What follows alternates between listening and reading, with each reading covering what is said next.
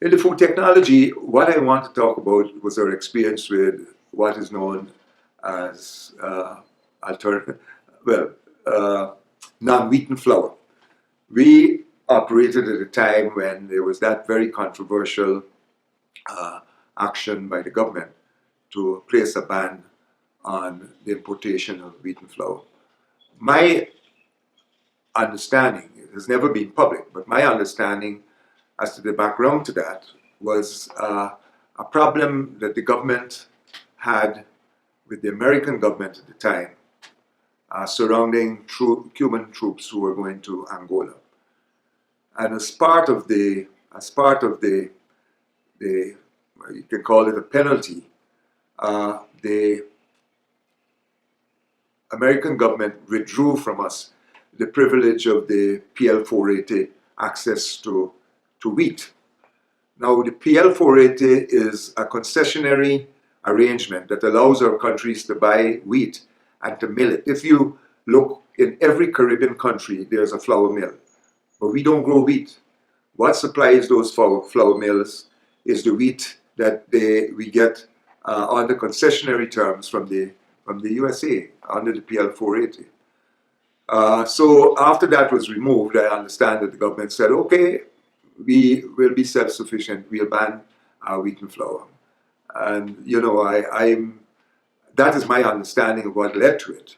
And as you know, it was a very sensitive political issue, which is still being bandied around years after the event.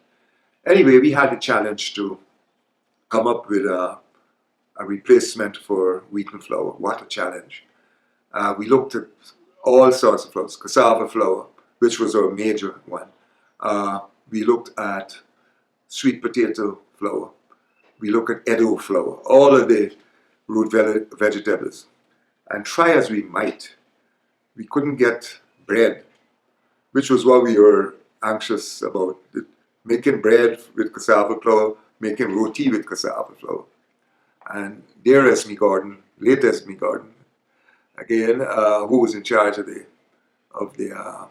food lab. We also had Jackie Rohi, now Jackie Maynard, a physician in Florida.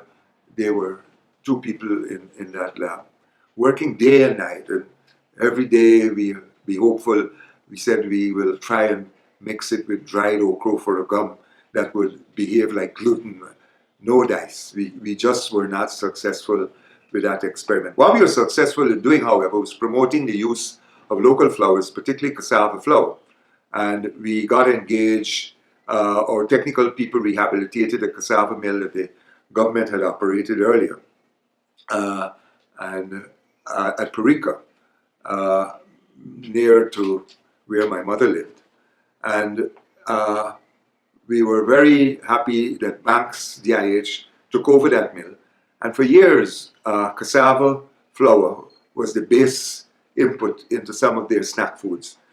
Subsequently, like countries like Barbados stipulate that wheaten flour has to be mixed with cassava flour before it goes on the market. So I don't think our work in those days was all in vain.